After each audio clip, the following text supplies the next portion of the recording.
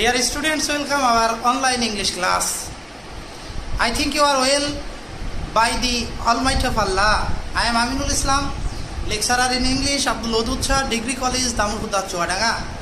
At first, I appreciate my authority, our principal Sir M.D. Kamaluddin, who is hardly organized our educational online English class. The students of Abdul Wadud Shah Degree College are welcome our online English class.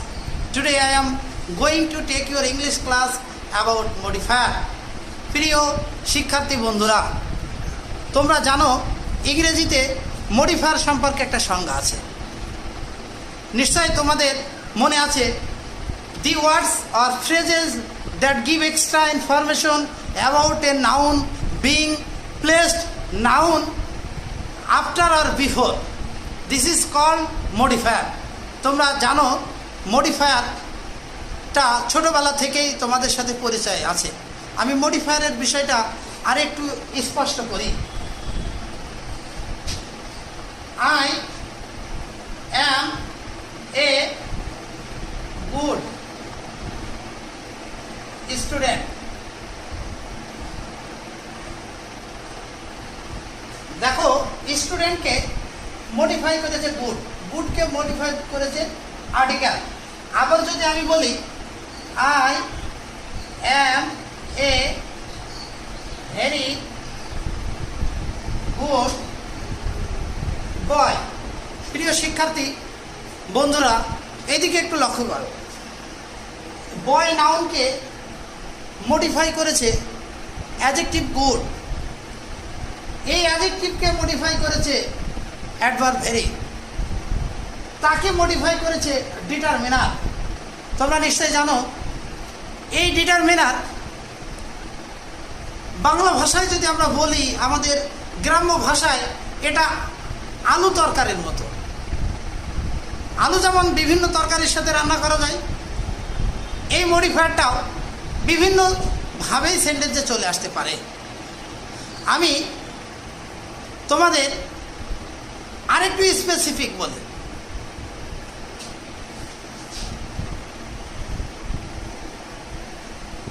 এই মডিফায়ারের verb হচ্ছে modify, অর্থাৎ একটু স্পষ্টীকরণ, কিছু সংযোজন, কিছু পরিবর্তন, বিভিন্ন ধরনের তার অবস্থার পরিবর্তন করে দিতে পারে। এই মডিফায়ার দুই প্রকার। তার পূর্বে আমি বলি এই মডিফায়ার মূলত কি কি সাধারণত হতে পারে। বিভিন্ন ধরনের মডিফায়ার হতে পারে, যেমন বিশেষ করে অ্যাডজেক্টিভ এবং অ্যাডভার্বটাই মূলত মডিফায়ার হিসেবে সেন্টেন্সে থাকে। প্রিয় শিক্ষার্থী,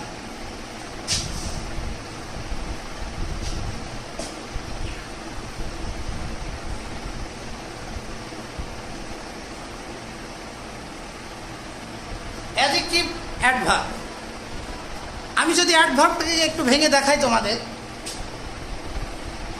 অ্যাড ভার্ব, এই অ্যাড থেকেই অ্যাডজেক্টিভ, আর ভার্ব থেকে ভার্ব, অর্থাৎ টোটালটা আমরা কি পেলাম? অ্যাডভার্ব। অর্থাৎ অ্যাডভার্ব কাকে বিশেষায়িত করে, অ্যাডভার্ব কাকে মডিফাই করে, অ্যাডভার্ব অ্যাডজেক্টিভে মডিফাই করে, অ্যাডভার্ব ভার্বকে মডিফাই করে, ভার্ব অ্যাডভার্বকে মডিফাই করে। আমি একটা উদাহরণ দিই।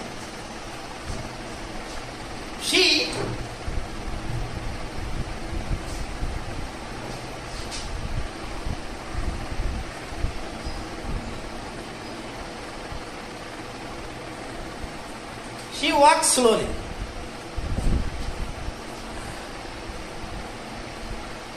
তোমরা লক্ষ্য করো, ওয়াক্স ভার্ব,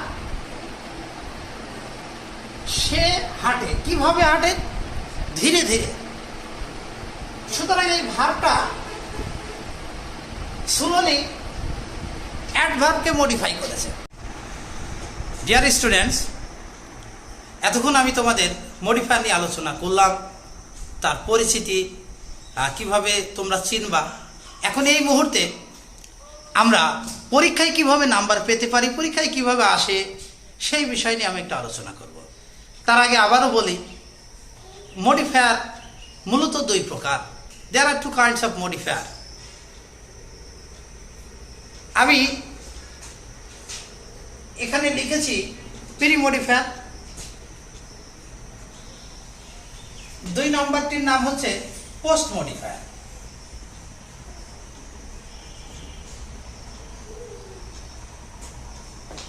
এখন আমরা দেখব পরীক্ষায় প্রি মডিফায়ার কি কি প্রি মডিফায়ারগুলো পরীক্ষায় আসে, বা কোনগুলো জানা অত্যাবশ্যক, কোনগুলো জানলে আমরা মডিফায়ারের চ্যাপ্টারটা সম্পর্কে অত্যন্ত সহজে আমরা আয়ত্তে নিতে পারব। প্রথমত ইন্টেন্সিফায়ার হিসেবে প্রি মডিফায়ার বসে। প্রিয় শিক্ষার্থী, তোমরা আমার সাথে সাথে একটু বলবা, তাহলে তোমরা সাথে সাথে মডিফায়ার সম্পর্কে একটু পরিষ্কার ধারণা নিয়ে আজকের ক্লাস করতে পারবা। প্রথমত ইনটেন্সিফায়ার হিসেবে মডিফায়ার বসে। ডিয়ার স্টুডেন্টস, ইন্টেন্সিফায়ার কি? তোমরা জানো ইন্টেন্সিফায়ারের অর্থ তীব্রতা, গতি বা ঝোঁক, প্রবল। যেমন আমি যদি বলি আই অ্যাম এ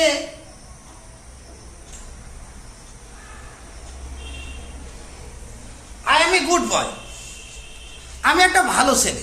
আসলে কেমন ভালো, কতটুকু ভালো, কি পরিমাণ ভালো, এইটা এই সেন্টেন্সে কিন্তু নির্দিষ্ট করছে না। কিন্তু আমি যদি বলি I am a very good boy, আমি খুব ভালো ছেলে, তাহলে ভালোটাকে অধিক ভালোতে, অধিক ঝোঁক, অধিক তীব্রতায় বলাটাই হচ্ছে ইন্টেন্সিফায়ার। আমি তোমাদের উদ্দেশ্যে আরো কিছু ইন্টেন্সিফায়ারের নাম বলি। যেমন ধরো রিয়েলি, এক্সট্রিমলি, অ্যাবসলিউটলি ইত্যাদি। দ্বিতীয়ত তোমাদের মনে রাখতে হবে প্রেজেন্ট পার্টিসিপল হিসেবে প্রি মডিফায়ার বসে।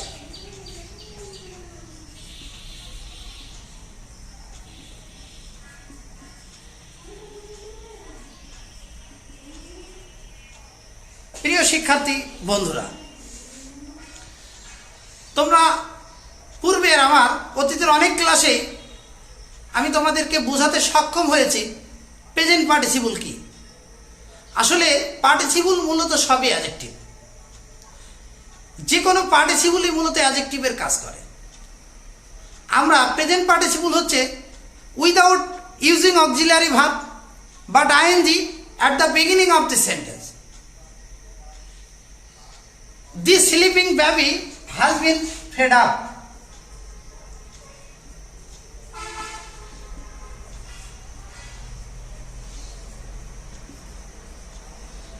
This sleeping baby has been fed well.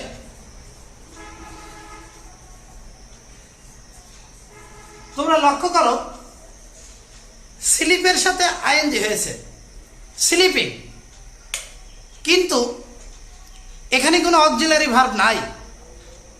তোমরা অনেকে হয়তো মনে করো কন্টিনিউয়াস টেন্সে আইএনজি হয়, যেহেতু এখানে স্লিপিং আছে তার সাথে কেন এম ইজ আর ওয়াজ আর হয় নাই।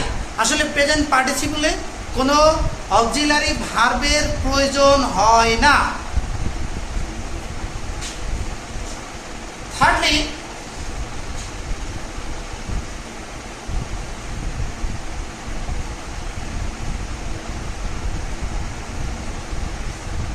পাস্ট পার্টিসিপল হিসেবে প্রেজেন্ট পার্টিসিপল বসে। যেমন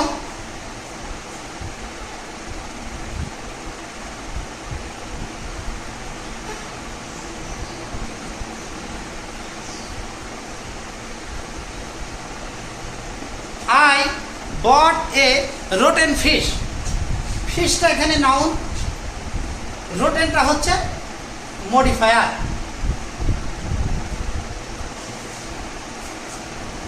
ফোর্থলি, আমি তোমাদের সাথে যে মডিফায়ারটা নিয়ে আলোচনা করব সেটা হচ্ছে noun adjective.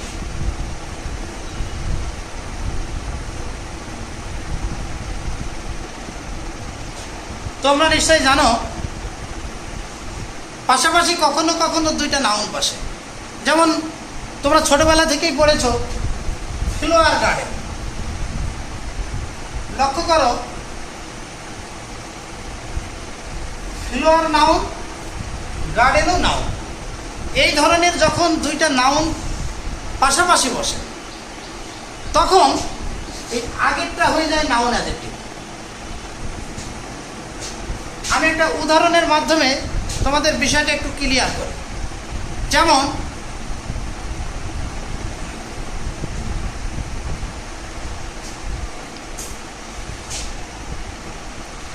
Next, determiner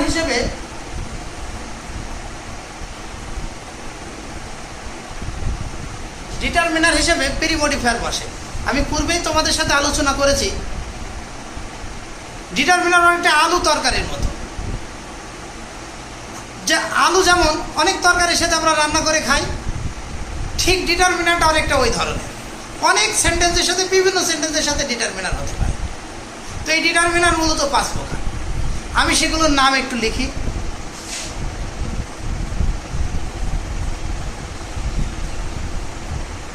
article, যাকে আমরা পদাশ্রিত নির্দেশক শব্দ বলি। অর্থাৎ প্রিয় শিক্ষার্থী বন্ধুরা, তোমরা জানো এ আন্দি কে আর্টিকেল বলে। এই আর্টিকেলগুলোই কিন্তু ডিটারমিনার। দ্বিতীয়ত,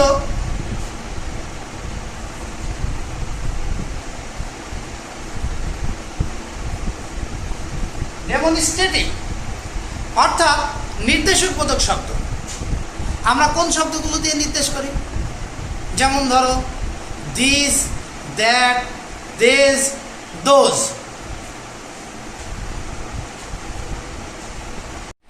এরপরে থার্ডলি, আমাদের ডিটারমিনারের যে অংশটি আসছে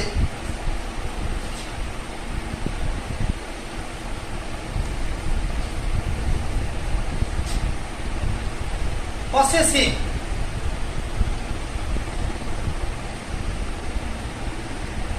প্রিয় শিক্ষার্থী, পসেসিভ জিনিসটা কি? পসেসিভ শব্দটা ভার্ব হচ্ছে পসেস, এর নাউন হচ্ছে পসেশন। এর বাংলা কি? মালিক, মালিকানা বোধ করা বা মালিকের অধীনস্থ। অর্থাৎ যে সকল শব্দগুলো দ্বারা অধিকার বোঝায়, এই ধরনের শব্দগুলোকেই পসেসিভ বলা হয়। যেমন আমরা বলি my, my teacher, my father, my brother, my mother. অর্থাৎ আমার মা, আমার অধিকার আছে সেখানে। মাই স্টুডেন্টস, আমি শিক্ষক হিসেবে আমার অধিকার আছে, তোমরা আমার ছাত্র। যেমন তোমরা আমাকে বলতে পারো মাই টিচার। আমার না হয়ে কি হতে পারে? তোমার। তাহলে তোমার অধিকার আছে। কার হতে পারে? তার। হার, দেয়ার, আওয়ার, বস্তুবাচক হলে ইটস। এই যে অধিকারবোধক শব্দগুলো, এগুলোও কিন্তু ডিটারমিনার হিসেবে প্রি মডিফায়ার সেন্টেন্সে পাওয়া যায়। ফোর্থলি, তোমাদের যে জিনিসটা মনে রাখতে হবে সেটা হচ্ছে ইনডিফিনিট। ইনডিফিনিট এই শব্দটির সাথে তোমরা ছোটবেলা থেকেই পরিচিত। ইনডিফিনিট কি? যেমন পড়েছো ছোটবেলা থেকেই indefinite tense, present indefinite, past indefinite tense, future indefinite tense. সেই টেন্সের থেকে তোমরা কি জেনেছো? ইনডিফিনিট মানে অনির্দিষ্টতা। অর্থাৎ যে সকল শব্দগুলো দ্বারা নির্দিষ্ট করে বোঝায় না, অনির্দিষ্ট হয়, সেগুলোই হচ্ছে ইনডিফিনিট ডিটারমিনার।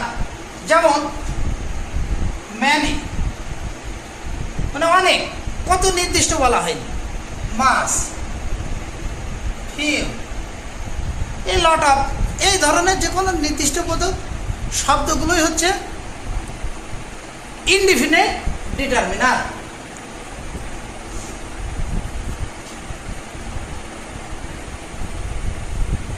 নিউমেরাস অর্থাৎ পৃথিবীতে লক্ষ লক্ষ শব্দ আছে, যদি সেই শব্দগুলোর ভিতরে কখনো কোনো সংখ্যা বোঝায়, এই লক্ষ লক্ষ কোটি কোটি শব্দের মধ্যে সংখ্যাবাচক শব্দগুলোকেই নিউমেরাস বলা হয়। যেমন 1, 2, 3, কখনো আমরা এভাবে লিখি 1, 2, 3, 4, কখনো আমরা লিখি সিঙ্গেল, ডাবল, ট্রিপল, এই ধরনের অসংখ্য শব্দগুলোই হচ্ছে নিউমেরাস। এখন আমি তোমাদের যে বিষয়টা নিয়ে আলোচনা করব, কখনো কখনো মনে রাখবা অ্যাডজেক্টিভ হিসেবেও প্রিমডিফায়ার ব্যবহৃত হয়। Adjective,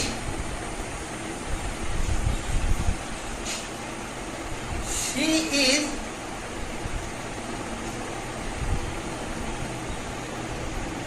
he is a gentleman।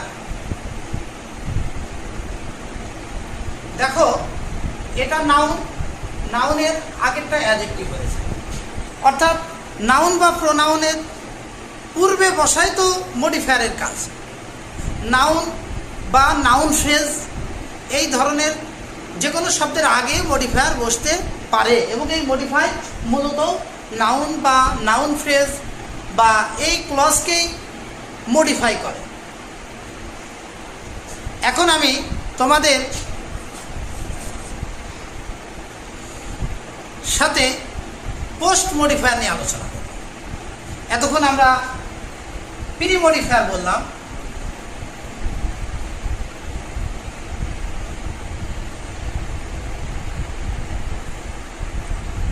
Dear students, post modifier, post মানে পরবর্তী, অর্থাৎ এতক্ষণ আমরা প্রি মডিফায়ারে আলোচনা করেছি নাউনের আগে বসবে বা নাউন ফ্রেজের আগে বসবে, আর এখন আমরা যে পোস্ট মডিফায়ার হবে সেটা নাউন বা নাউন ফ্রেজের পরবর্তীতে বসবে। এগুলো বিভিন্নভাবে সেন্টেন্সে হতে পারে। যেমন রিলেটিভ ক্লজ হিসেবে পোস্ট মডিফায়ার বসে। রিলেটিভ ক্লজ,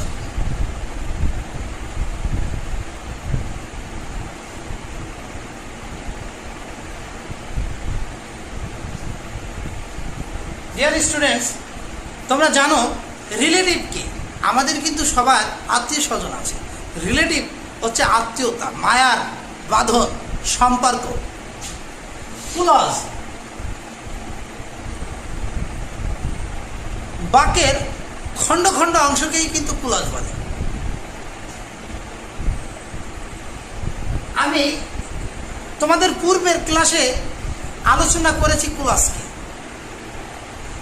বলছিলাম আমি ক্লজ 3 প্রকার: principal clause, subordinate clause, coordinate clause. Dear students, আজকে যেহেতু আমার মডিফায়ারের ক্লাস, সুতরাং আমি আজকে ক্লজ নিয়ে আলোচনা করব না। আমি একটা উদাহরণের মাধ্যমে তোমাদের রিলেটিভ ক্লজটা ক্লিয়ার করি।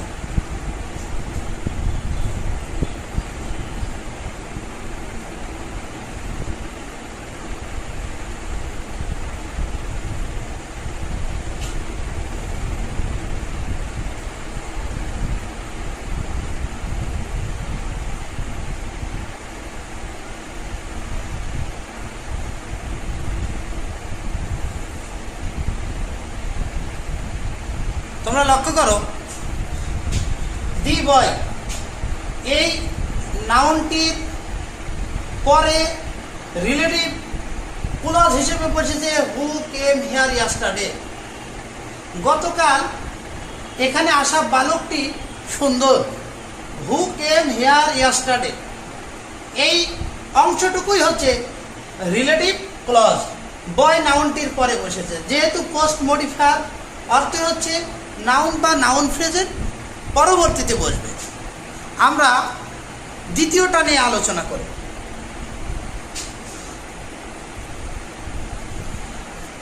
মনে রাখবে প্রিপজিশনাল ফ্রেজ হিসেবে পোস্ট মডিফায়ার বসে।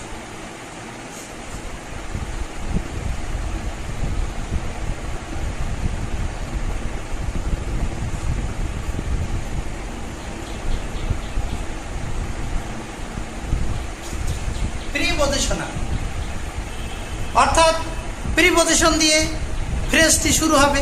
তোমরা জানো ফ্রেজ কি? ফ্রেজ হচ্ছে কতগুলো শব্দের গোষ্ঠী, শব্দের কতগুলো শব্দ একত্রিত হয়েই ফ্রেজ গঠন করে।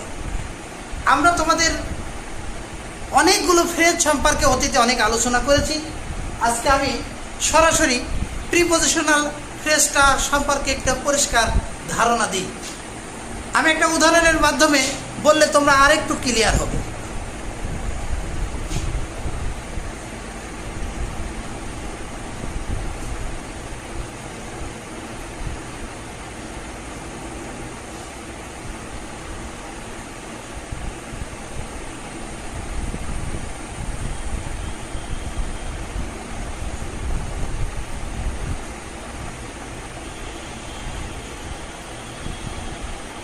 লক্ষ্য করো, গার্ল নাউনটির পরে প্রিপজিশন উইথ দিয়ে শুরু হয়েছে এবং উইথ বিউটিফুল আইজ, এই অংশটুকু হচ্ছে ফ্রেজ। যেহেতু প্রিপজিশন দিয়ে শুরু হয়েছে সুতরাং এই অংশটি হচ্ছে প্রিপজিশনাল ফ্রেজ। আমরা নেক্সট তোমাদের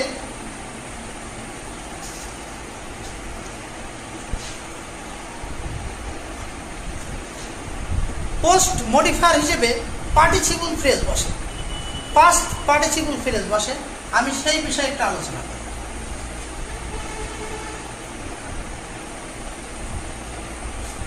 পাস্ট পার্টিসিপল ফ্রেজটা ফ্রেজ একই ধরনের শব্দের গুচ্ছ থাকবে। পাস্ট পার্টিসিপল সম্পর্কে আমি তোমাদের অতীতেও আলোচনা করেছি। প্রেজেন্ট পার্টিসিপল কি, পাস্ট পার্টিসিপল কি, পাস্ট পারফেক্ট পার্টিসিপল কি, এগুলো আমরা যখন তোমাদের নন ফাইনাইট ভার্ব করাই সেই নন ফাইনাইট ভার্বের মধ্যে এই জিনিসগুলো তোমাদেরকে অনেক আগে আমরা করাইছি। তো আমি একটা উদাহরণ বললে তোমরা আরেকটু ক্লিয়ার হবে।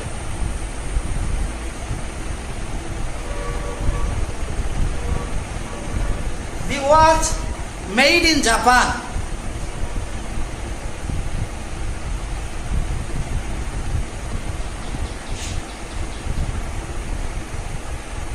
এই মেড ইন জাপান এই নাউনটার পরে বসেছে, এটাই হচ্ছে পাস্ট পার্টিসিপল ফ্রেজ। প্রিয় শিক্ষার্থী বন্ধুরা, তোমরা অনেকেই ভুল করে মনে করতে পারো মেইডটা মূল ভার্ব। এই সেন্টেন্সে কিন্তু মেইড মূল ভার্ব না। আমি তোমার সাথে একমত, মেইড এটা অন্য জায়গায় অন্য সেন্টেন্সে মূল ভার্বের কাজ করে এবং মূল ভার্বের কাজ করার ক্ষমতা তারা রাখে, কিন্তু এই সেন্টেন্সে কিন্তু পাস্ট পার্টিসিপল হিসেবেই আছে। এখন আমি তোমাদের অ্যাপোজিটিভ নিয়ে একটু আলোচনা করব। অ্যাপোজিটিভ কি? যখন দুটি নাউন পাশাপাশি বসে একই ব্যক্তি বা বস্তুকে বোঝায় তখন দ্বিতীয় নাউনটিকে প্রথম নাউনটির অ্যাপোজিটিভ বা কেজ ইন অ্যাপোজিশন বলা হয়। প্রিয় শিক্ষার্থী বন্ধুরা, মনে হয় বিষয়টা ক্লিয়ার হতে পারে। আমি একটা উদাহরণের মাধ্যমে একটু ক্লিয়ার করার চেষ্টা করছি।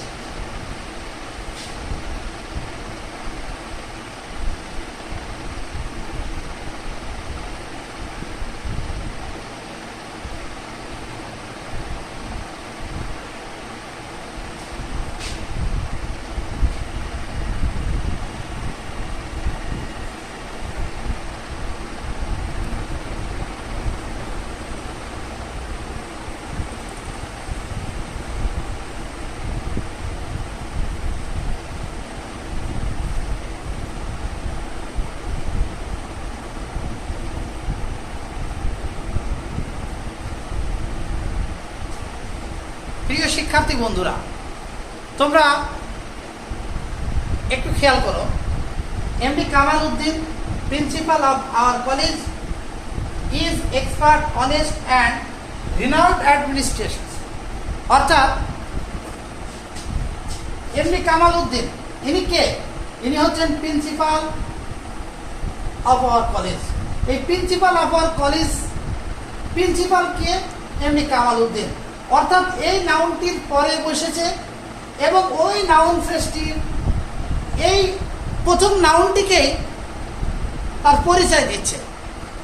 এই ধরনের যখন থাকে তখন এই দ্বিতীয় নাউনটি বা নাউন ফ্রেজটি প্রথম নাউন বা নাউন ফ্রেজের অ্যাপোজিটিভ বলা হয়। এমডি কামাল উদ্দিন আমাদের কলেজের একজন দক্ষ, সৎ এবং প্রসিদ্ধ প্রশাসক। ডিয়ার স্টুডেন্টস, আজকে আমি তোমাদের মডিফায়ার নিয়ে ক্লাস নিলাম। আগামী দিন আমি অন্য কোনো এক বিষয় নিয়েই আমি অনলাইন ইংলিশ ক্লাসে আবারও আসবো। তোমরা আব্দুল ওদুদ শাহ ডিগ্রি কলেজের পেজ থেকে ক্লাসটি দেখতে পারবে। আবার আলাদা করে ইউটিউব চ্যানেলে যে আমিনুল স্যার সাবস্ক্রাইব করে তোমরা নিয়মিতভাবে আমার অনলাইন ক্লাসগুলো দেখতে পারবে। সবাই সুস্থ থাকো, নিরাপদে থাকো, ভালো থাকো, সকলের সুস্বাস্থ্য কামনা করে আজকের মতো আমি তোমাদের ইংরেজি স্যার মোহাম্মদ আমিনুল ইসলাম শেষ করছি। Thanks all, bye bye.